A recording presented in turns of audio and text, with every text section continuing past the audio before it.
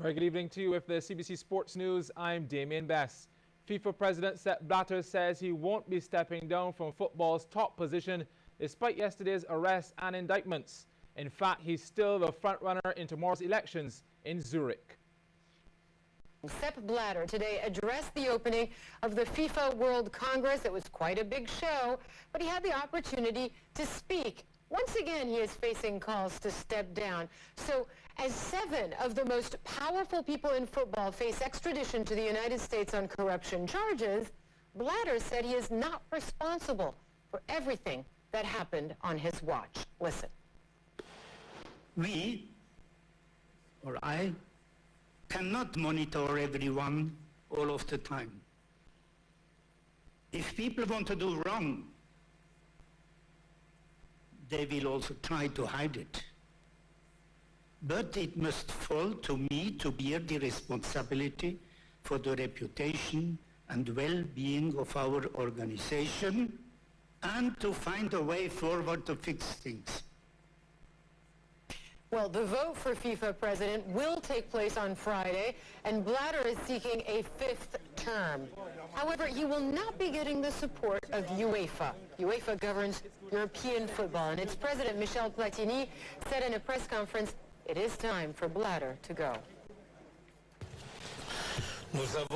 Like many of you, and thanks to many of you, we have followed what's been going on in recent days. Sincerely, for me who likes FIFA, for me who has so much admiration for the history of FIFA, for me who has followed this for several years, I feel insulted. I feel disgusted, and I am sick of it. Enough is enough. Michel Platini there. However, all that being said, Blatter still has some support. He received a vote of confidence from the Russian president, Vladimir Putin. We are not concerned, but of course I have an opinion on this issue. As we know, on Friday, the FIFA presidential elections are to be held, and Mr. Blatter has all the chances to be re-elected. We know that pressure has been exerted on him to ban the World Cup in 2018 in Russia. We know his position, which has nothing to do with some special relationship of FIFA and Russia. This is his general position of principle. Sport and politics should be separate. For a moment there, Sepp Blatter, when he was talking, he sounded quite muted. He looked as if he had pressure on him, and you sort of thought for a moment perhaps it could go either way. Perhaps he could say that he wasn't going to run for president, but that would have been totally out of character, and of course he kept within character, saying it was him that could fix it. So what's going to happen next when the Congress gets underway Friday? The delegates in there will get to vote on a range of issues on the agenda. Voting for the presidency will happen sometime in the early afternoon. I think it's number 17 on the agenda, so we're going to have to wait for some time. But I think at the moment there doesn't really seem to be any doubt in the outcome that it will be Sepp Blatter that gets voted for a 5th term of president of FIFA. That's really what, is the long and the short of what's going to happen over the next 24 hours. Meanwhile, contrary to media yesterday coming out of Trinidad and Tobago, former FIFA Vice President and former Trinidad and Tobago National Security Minister Austin Jack Warner spent the night at the Golden Grove prison in Arouca. Reports yesterday were that Warner was out on bail, released on 2.5 million TT dollars after he appeared in a magistrate's court with respect to a request by the U.S. for him to be extradited to face several charges in a New York court. However, we learned today that he did spend the night in jail, and he has been ordered to surrender all his travel documents before reappearing in court on July 9th. There are also reports that Trinidad officials are awaiting official documentation from the U.S. for Warner's extradition. Jamal Warrican and Carlos Brathwaite were impressive on day 2 of the warm-up tour match between the WICB Presidents 11 and the visiting Australians. Australia replaying to West Indies Presidents 11 first innings of 382, ended the second day of the 3-day match at the Vivian Richards Cricket Ground in Antigua on 205 for 6. Sean Marsh is not out on 118, while Warrican has 3 for 69, Brathwaite 2 for 28, and Miguel Cummins 1 for 42.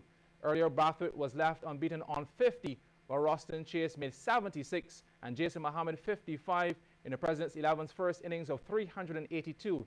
The third and final day is tomorrow. Well, the Golden State Warriors are into the NBA Finals. They advanced 4-1 from the Western Conference Series with a victory last night in Game 5 against the Houston Rockets. The Warriors now have a date with LeBron James and the Cleveland Cavaliers. Curry dropped in a team-high 26 points, plus 8 rebounds as Golden State eliminated Houston in Game 5, 104-90 the score. He said he had no lingering effects from that scary fall in the previous game, and he played like it. Now the Bay Area is partying like it's 1975. Well, back at home, the Lodge School defended their home turf against the determined St. Michael's School team in the Co-operators General Insurance School's basketball competition. Playing at Merced Street, the hosts claimed a narrow 5-point win. The Lodge School in blue and white playing St. Michael's School. Kevin Tompkin alert. That's 2 of his game-high 14 points. Well, this matchup was a low-scoring affair. Victor Clark eventually capping off the play, had 11 points.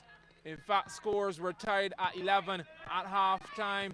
Tompkin in traffic, free player in transition, adds 2 more. Second half now going the other way, outlet pass to Clark, and he's fouled in the process, but makes the bucket as well. 3-point play, good stuff.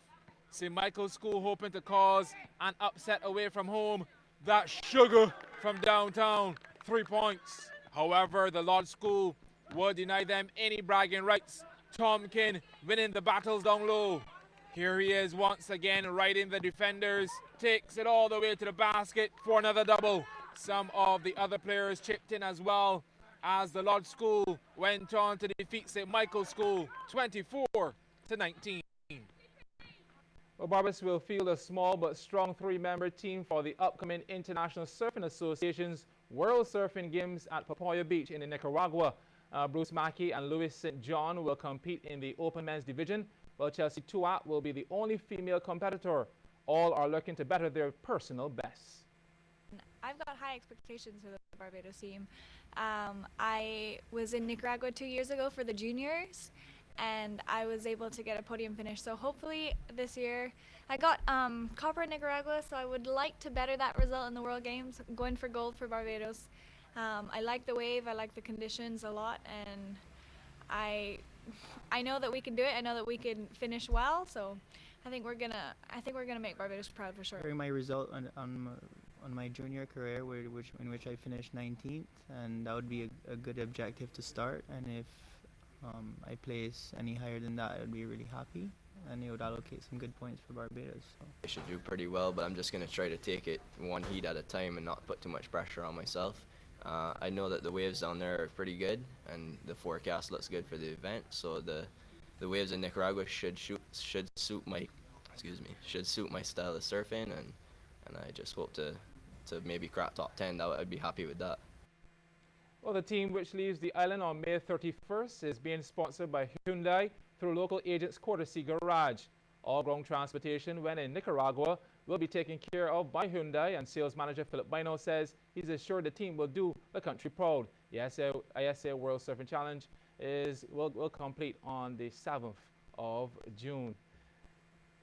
Well, that's it for sports. Coming up next, the business report.